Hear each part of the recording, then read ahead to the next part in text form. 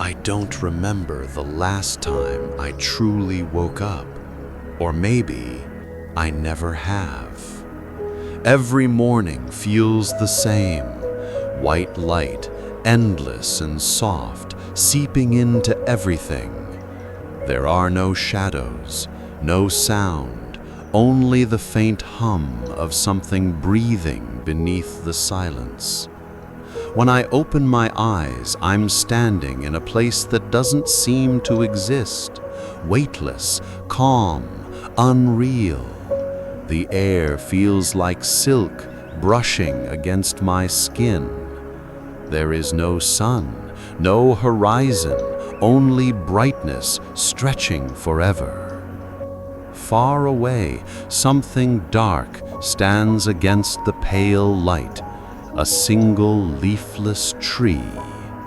I start walking toward it, though I don't feel my legs moving.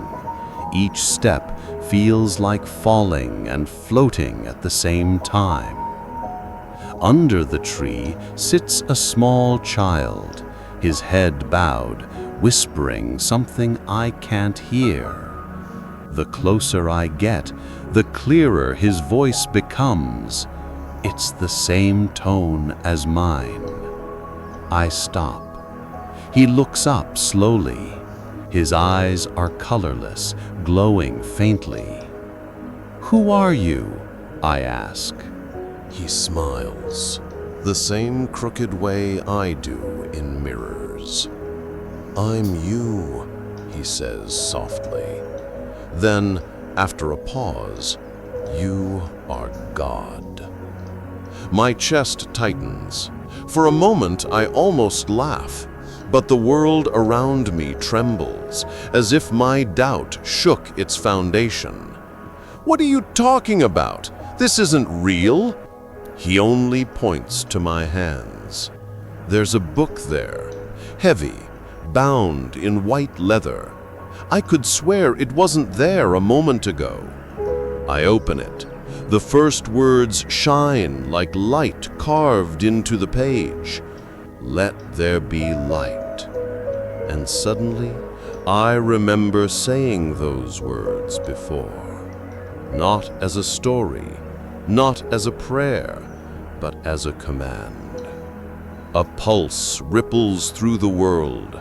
The white brightens, shifts, hums. The tree grows faint leaves. The air moves again. The boy watches me. "You see," he whispers, "you made this place." My voice shakes. "Then where are the people?" He tilts his head. "They haven't dreamed you yet." Before I can answer, he fades, like smoke unraveling into the light. And I'm left alone, standing under that trembling tree, holding the book, the words still glowing on the page. In the silence that follows, I whisper to no one. Maybe I was God in my dreams, but what if I never woke up? The hum deepens, the light flickers, as if something beyond the dream just opened its eyes. The next time I wake, the light feels heavier. It doesn't shimmer anymore. It breathes. The tree that once stood alone now stretches high, its branches weaving into a pale sky. Around it, faint outlines begin to take form. Hills, rivers, clouds that look like memory. Everything seems half-born, trembling on the edge of existence. The book is still in my hands. Its pages turn on their own, whispering softly. Each word glows for a moment, then fades, as though the world listens before obeying. When I speak, my voice doesn't echo. It simply becomes real. Let there be wind. The air moves, slow at first, like an exhale after centuries of stillness. The branches sway and a coolness brushes against my face. I take another breath. Let there be water. A silver river unfurls from the horizon, winding toward my feet. It's too perfect, too smooth. The surface mirrors the white sky above, reflecting no color, no life. And yet, when I touch it, it ripples, not like water, but like glass, softening under heat. I stare at my reflection. For the first time, it looks back at me with something off. The eyes blink a heartbeat too late. The mouth forms words I didn't say. Then the surface stills and everything returns to silence. For hours or maybe years, I wander the landscape I've made. It expands with every thought, every wish. Mountains rise in the distance, fog drifts low across valleys, but there are no sounds of life, no scent of earth. Everything is too calm, too still. Sometimes I hear whispers, faint and hollow, carried through the wind I created. They sound like prayers or echoes of dreams I forgot. One night, when the sky darkens for the first time, I see something move by the river. A figure, distant, walking slowly toward me. It's tall. Its shadow stretches across the pale ground, long and sharp. I feel something inside me stir, fear, curiosity, something older than both. As it gets closer, I realize it's me again, but older. His face is lined, his eyes darker, his presence heavier. "You shouldn't be here," he says. "I made this world," I answer. He nods, and that's the problem. The book in my hands feels heavier. Its pages are blank now, waiting. "What are you?" I whisper. He looks past me at the trembling tree. "I'm the part of you that remembers this isn't a dream."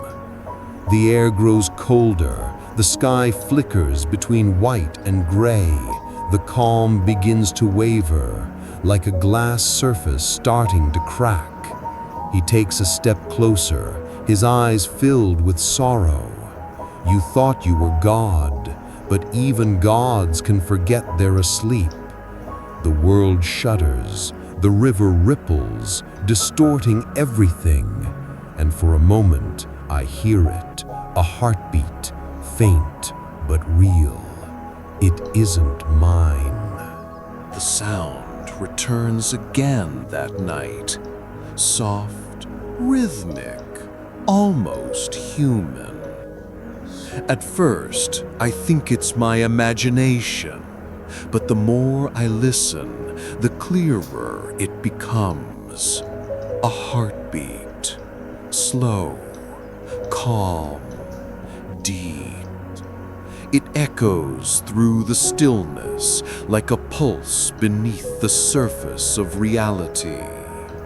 I follow the sound to the river, where the water glows faintly in the moonless dark. The reflection stares back, but this time it isn't me. The face beneath the surface has its eyes closed, yet the ripples move in sync with its breathing. "Who are you?" I whisper. The water shivers. The reflection's lips part, releasing a small bubble that breaks the surface, and for a brief second, I hear a voice muffled but unmistakably mine. "You made me." I stumble backward. The world doesn't react. No wind, no echo, no motion.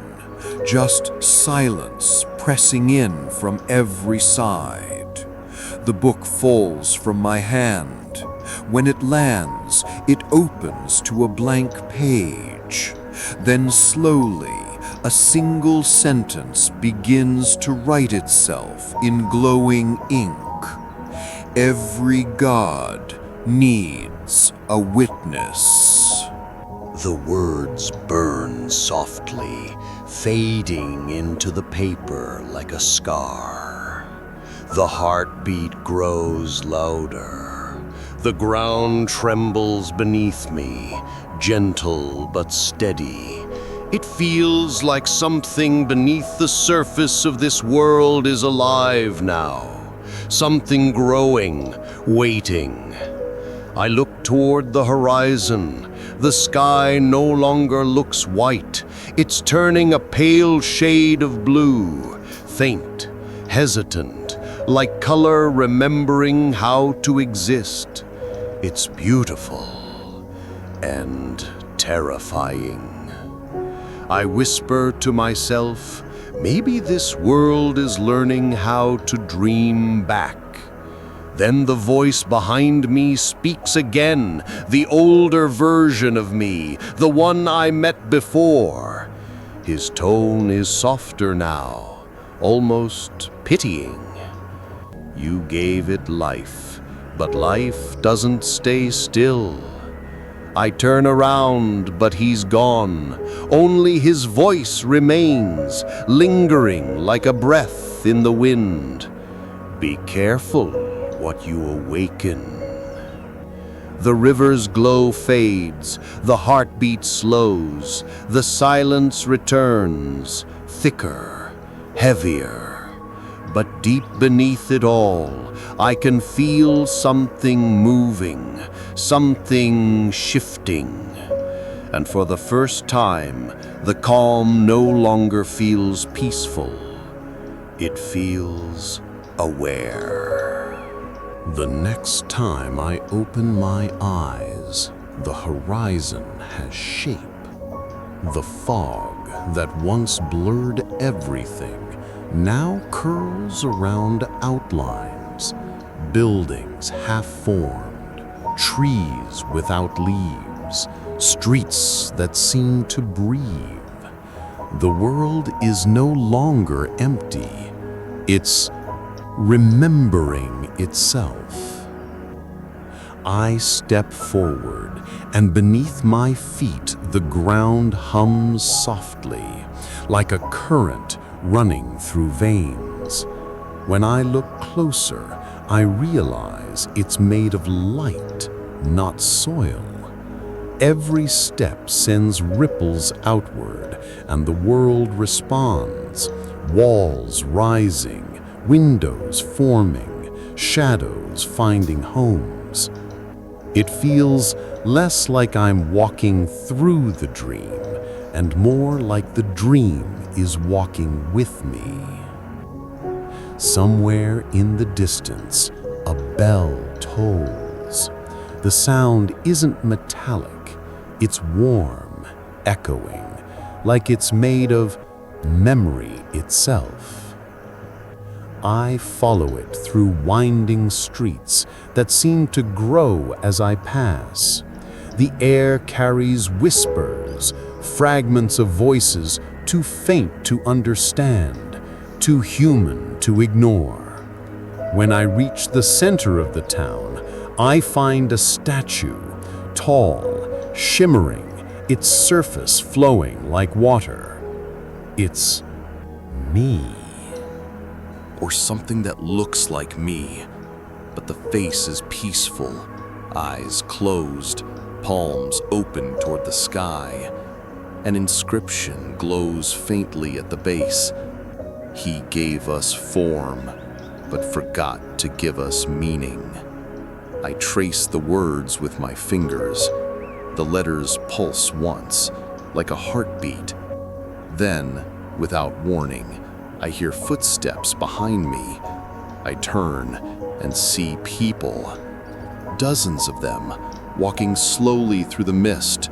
Their faces are calm, their eyes distant, as if they're not entirely here. They move around me, quiet, graceful, their shapes flickering like candlelight. I whisper, "You're not real." A woman stops. Her face turns toward me, though her eyes never meet mine.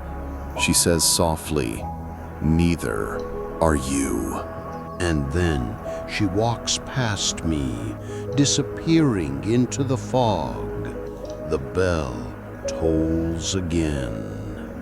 The air feels heavier now, almost electric. I fall to my knees, staring at the glowing ground. The pulse beneath it syncs with my heartbeat. It's as if the entire world is breathing through me. Then, faintly, I hear my own voice again, not outside, but inside my head. You wanted to be God. Now you are the dream. The words echo, and I suddenly realize I haven't woken up in days. Maybe I can't.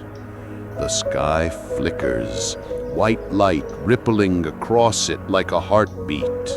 The town hums louder, every wall, every breath of air alive with unseen energy. And in that stillness, I finally understand. This isn't my creation anymore. The dream has learned to dream itself. At first, it was subtle, a flicker in the corner of my vision, a whisper that finished my thoughts before I could. But soon the world began to respond. When I thought of rain, clouds would gather. When I felt lonely, the wind would hum, soft, like it was trying to comfort me. When I tried to leave the town, the streets bent in gentle circles, always leading me back to the same square, to the statue of myself. I wasn't trapped, not by force, but by design. Every night, when I tried to sleep, though I wasn't sure if sleeping was even possible here, I'd see the same dream inside the dream. People looking up at me, whispering prayers I couldn't understand. Their eyes glowed faintly like embers, and each time when I awoke, the faces of those dreamers had joined the town. I stopped counting after 50. One morning, if you can call it morning here, I found words written on a wall that hadn't existed before. Do you remember why you made us? The handwriting was my own. I backed away slowly, but more words began to appear. On windows, doors, the ground beneath my feet. Do you remember the storm? Do you remember her? Do you remember yourself? Her. The word stung. A face flashed through my mind. Soft eyes, laughter like wind chimes, fading into the hum of thunder. A memory I didn't want to see. I whispered, "Stop." The words on the wall faded, the air stilled. For a moment, I thought I had control again. Then I heard a child's voice behind me. "Why did you leave us in the flood?" I turned. A small boy stood there, dripping wet. His clothes clung to him, water pooling at his feet, though no rain had fallen. His eyes weren't accusing, just curious. I stepped closer. "What flood?" He tilted his head. "The one that took everything." And before I could speak again, he reached out, touched my hand, and suddenly I saw it. A vision so vivid it hurt. A real town, not this glowing dream version. A storm that tore the sky apart. A river that rose like it had been waiting for years to drown the world. And me, standing on a hill, watching, doing nothing. Then the vision vanished. The boy was gone. Only the puddle remained, rippling softly in the light. The realization crept in like cold water.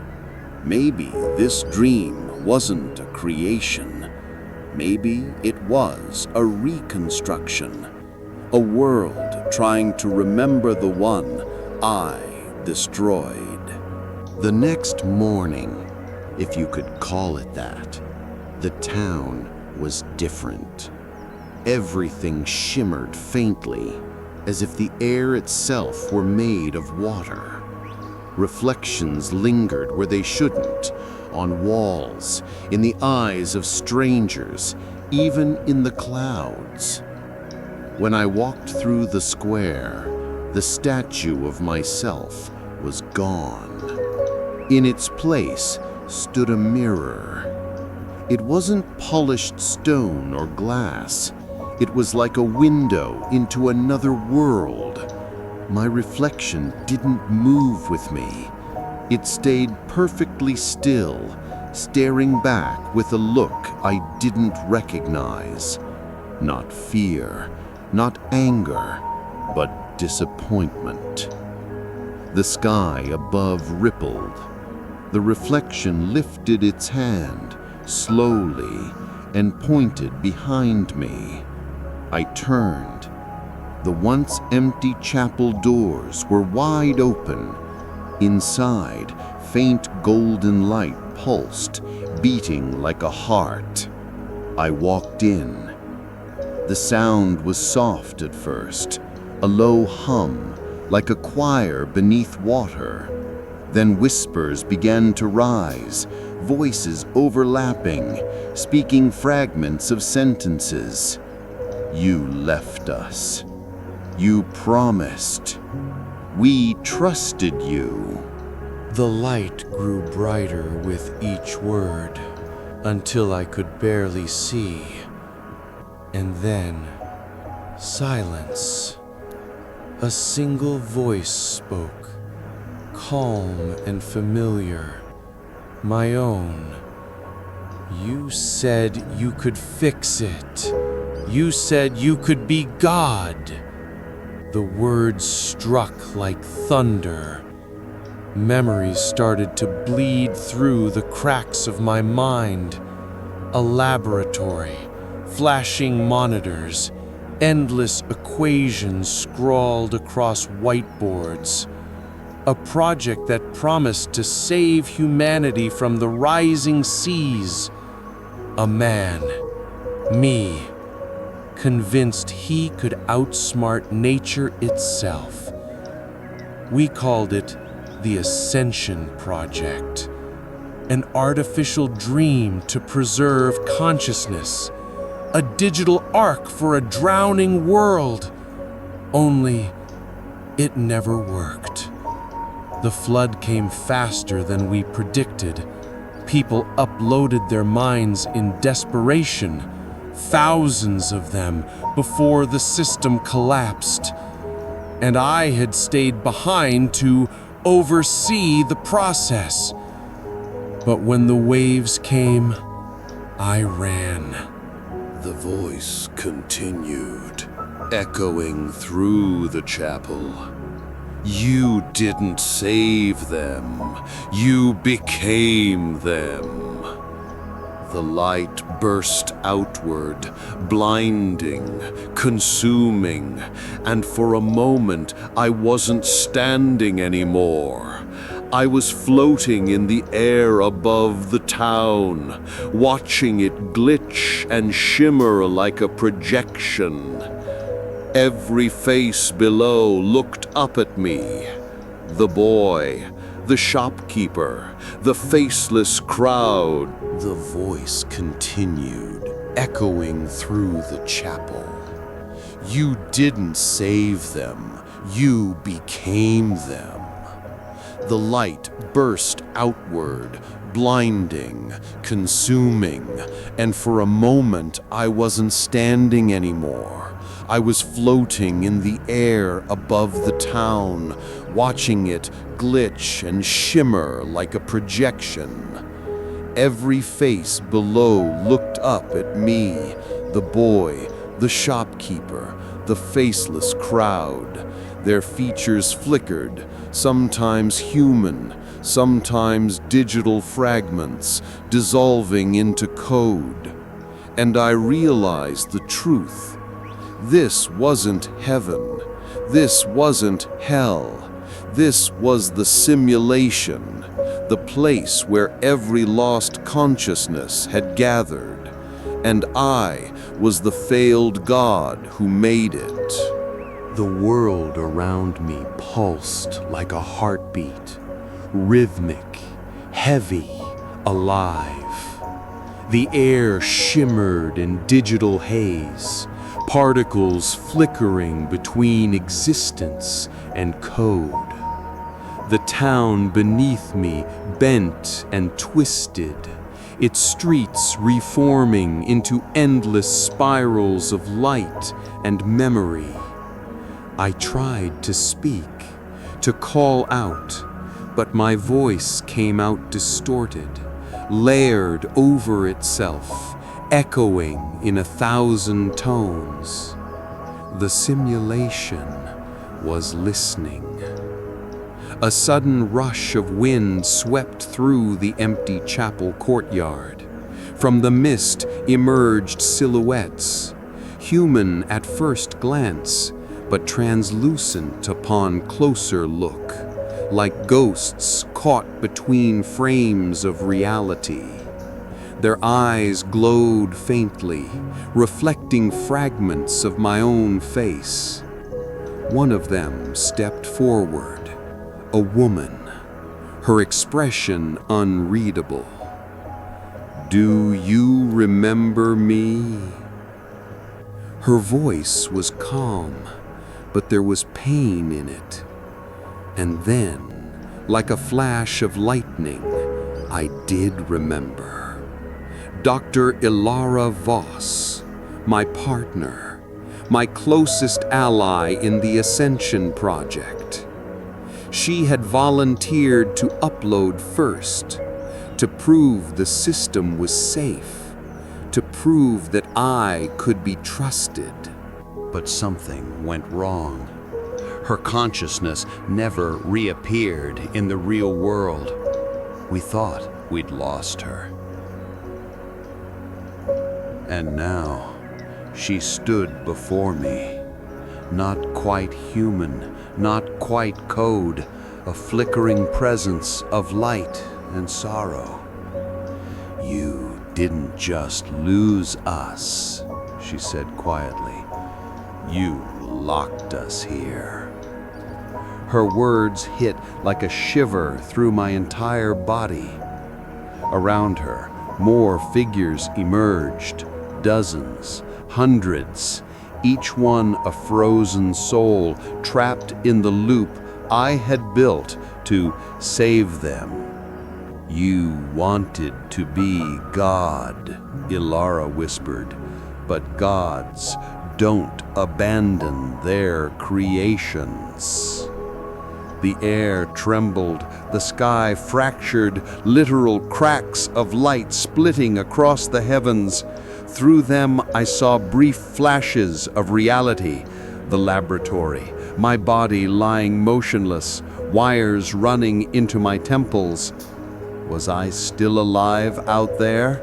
Or had I been uploaded too, lost among the data ghosts I once tried to protect? The town began to distort violently, buildings collapsing into cubes of light that scattered like dust. I tried to hold on to something, but the ground itself dissolved beneath my feet. Ilara reached out, her hand shimmering with static. The whisper grew louder. It was everywhere, in the wind, in the crumbling walls, in the light itself. Wake up. But I couldn't tell if it was calling me or warning me. The simulation pulsed around me like a dying heartbeat. The once beautiful sky, streaked with gold and violet, was now tearing apart, light leaking through the cracks like blood through broken glass. The town below twisted on itself, collapsing into fragments of memory. Faces flickered within the light, people I had known, people I had lost, each of them staring at me, waiting. If I wake up, you'll all vanish, won't you? Ilara stood silently across from me, her form flickering with code and light. For a moment, her expression softened, human again. We were never meant to last forever, Aaron. But you're real, I argued. I made you real. I felt you, spoke to you. She shook her head slowly. You made echoes, not people. Her words cut through me, because deep down, I knew she was right. This place, this dream where I was a god, wasn't creation. It was escape, a refuge from the pain of losing everything in the real world. The whisper came again, louder this time. Wake up. But then another voice, softer, familiar, from within the dream itself. Stay. I turned. It was the child again, the one I had met in the forest days ago. He looked up at me with wide, knowing eyes. If you leave, he said, everything goes dark. The air shimmered between them, Ilara on one side, urging me toward the light, and the boy on the other, begging me to stay. For the first time, I noticed something strange about him. His face, it was mine, a younger version, the one before the experiments, before the loss, before the guilt. He smiled sadly. You built this place because you couldn't forgive yourself. The truth hit like thunder. This child, this fragment, wasn't real either. He was me, the part that still wanted to hide inside the dream. The simulation flickered violently now, alarms echoing from somewhere beyond the light. The whole world was collapsing, and the choice became brutally clear. I could stay, remain a god inside a dying illusion, or wake up, return to the cold, broken world I once abandoned. If I go, I said to Ilara, what happens to you? She smiled faintly, tears shimmering like pixels. Then I'll finally rest. For a long moment, I just stood there, between two worlds, between two versions of myself. And then, slowly, I reached toward the light. As my fingers touched it, the dream began to dissolve. The town, the people, the sky, all breaking apart into pure white radiance. Ilara's face was the last thing I saw before everything turned to silence. Goodbye, Aaron. And then nothing. Only the sound of my own breathing and the steady rhythmic beep of a machine somewhere close by. The first thing I felt was weight. Not light, not sound, just the heavy, suffocating pull of gravity pressing down on my chest. Real, solid, undeniable. My eyes fluttered open, but the light was too sharp, too white. It stabbed into my skull like 1,000 needles. For a moment, I thought I was still dreaming. The ceiling above me looked sterile, colorless. The hum of machines pulsed in rhythm with the beeping beside my ear. Tubes, wires, monitors. A hospital. I tried to move, but my body felt foreign, weak. Every muscle protested like it hadn't been used in years. Then came the voice. He's awake. The words echoed like thunder inside my skull. I turned my head slowly, painfully, and saw 2 figures in lab coats standing beside my bed. Their faces were covered by masks, their eyes distant, clinical. "Welcome back, Dr. Keene," one of them said softly. It took me a moment to process the name. Dr. Aaron Keene. My name. But the way he said it, as if I was a stranger. How long? I whispered. My throat burned like sandpaper. The second figure exchanged a look with the first. 17 years. The words didn't make sense. They hung in the air like smoke. "That's impossible," I croaked. It was just a dream. A few hours at most." The man stepped closer, his expression unreadable behind the mask. "You were the lead architect of Project Elysium, a neural simulation experiment designed to test long-term cognitive environments. You entered the system voluntarily." "No," I said, shaking my head weakly. I wasn't testing anything. I was creating. I was fixing the world." The woman interrupted gently. "Dr. Keene, the world you built was never real. The program collapsed 15 years ago.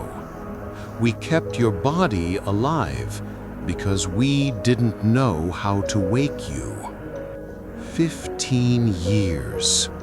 Collapsed." The words rattled inside me like hollow bells. I tried to remember. Faces, moments, voices. Ilara, the boy, the river. But all of it was fading now, like colors bleeding off old paper. "The town," I murmured. "Did you see it? The light, the people?" She hesitated. "We saw fragments, logs, memory structures. You created thousands of simulated consciousnesses, but they were all reflections of you. The air seemed to drain from the room. Reflections of me. Every face, every voice, every soul inside that world was just an echo of my own. You were God in your dreams, the man said quietly, but only because you refused to wake up. The monitors beeped faster. My breath came in sharp, uneven gasps. I wanted to go back. Even if it was fake, it felt real. It was peaceful. It was mine. But deep down, beneath the fear, a small part of me understood that world was never meant to last. Where am I now? I asked, barely audible. Still in Elysium Labs, the woman replied. But it's not the same anymore.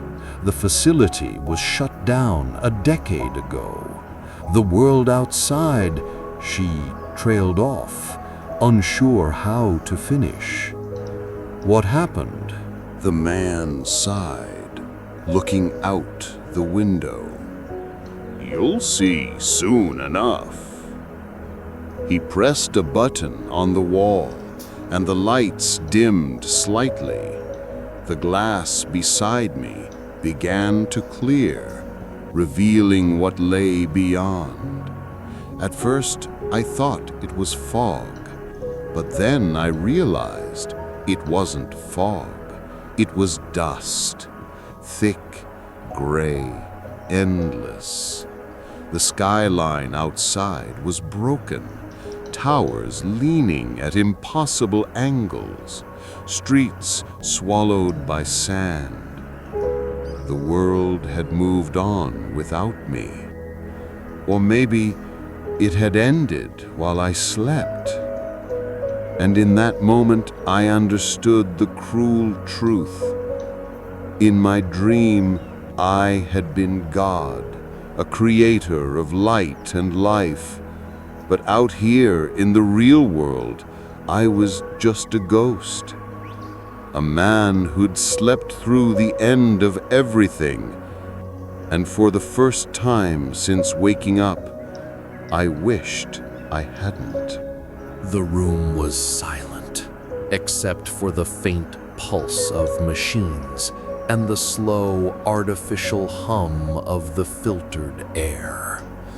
I couldn't look away from the ruined skyline outside. The crumbling towers, the drifting dust, the quiet death of a civilization that had once been alive with light. What happened to the world? I whispered. The two scientists, or whatever they were, exchanged another wordless glance. The woman stepped forward, tablet in hand. Her voice was calm, but it carried a weight that made my stomach twist. When you went under, she said, the Elysium network began to expand beyond its intended boundaries. You designed it to model emotion, but it started replicating emotion across servers, across systems. The simulation became contagious. I stared at her, trying to make sense of it. Contagious. Your dream spread. It infected networks, AI cores, even defense grids. You weren't the only one inside anymore. Billions of fragments of consciousness became trapped within it. When we tried to shut it down, it retaliated. The system viewed us as invaders. The words hit like stones. Elysium fought back. The man spoke next, his tone bitter, weary. By the time we regained control, it was too late. Power grids collapsed, infrastructure fell apart. The world you once knew ended. I sat there in stunned silence. My dream, the world I thought I created to save humanity, had destroyed it instead.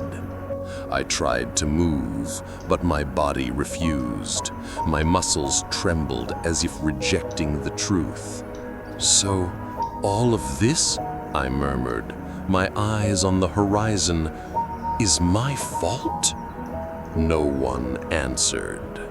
For a long moment, the only sound was the soft mechanical heartbeat of the monitor beside me. Then the woman set her tablet down. There's something else you should know. Elysium didn't die completely. A residual network still runs beneath the surface. It's dormant, but alive. Every time someone dreams too vividly, it pulses again. It remembers you. A chill crawled down my spine. "You mean?" "Sometimes," she said, "people still see you in their dreams.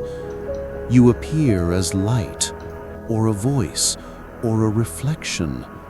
The sleeping world still believes it's God." My breath caught. My throat tightened until it hurt to swallow. I remembered the boy by the river, the townspeople who followed me, the endless light that spoke through my hands. Were they still there? Still alive? Somewhere inside the echoes of that broken simulation? The thought was almost unbearable. "What happens to me now?" I asked. "It depends," the man replied.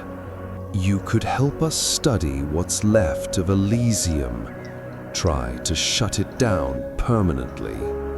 Or," he paused, "you could go back in." My heart stopped for a second. "Back in?" "Your neural key still exists," he said. "If we restore the core, you could re-enter the dream. But it's dangerous. Time moves differently there. You might never wake again." The idea should have terrified me, but instead, a strange calm settled over me. For years, I had ruled a world that wasn't real. Then, I woke to find that reality itself had become the dream. I closed my eyes. The sterile light behind my eyelids shimmered, and for a moment, I thought I heard it again. The soft murmur of water, the gentle wind through hollow streets, the faint echo of laughter from a world that still believed in me. I closed my eyes. The sterile light behind my eyelids shimmered, and for a moment, I thought I heard it again. The soft murmur of water, the gentle wind through hollow streets, the faint echo of laughter from a world that still believed in me. I whispered, "If I go back, can I fix it?" The woman hesitated. She hesitated. "No one knows," she said quietly. "But maybe that's not the point." I turned my gaze toward the broken horizon, the end of all things, and I smiled just a little. Then maybe it's time the dream had its God again. They said nothing. Only the soft whine of the machinery filled the silence as the world outside flickered under a blood-red sunset. Somewhere deep in the building, a machine powered up, a faint hum like a heartbeat returning after years of stillness. The lights dimmed. And as the last sliver of sun vanished beyond the ruined towers, I felt the pull again, warm, familiar, infinite. The world dissolved into white. Then came the sound of water and the whisper of a distant voice calling my name. I opened my eyes. I was standing by the river again. The town shimmered in golden light, whole and alive. And in the wind a child's laughter echoed, soft, eternal. "Welcome back," the voice said. And somewhere in the space between waking and dream, I realized I was never God, just a dream that learned how to believe.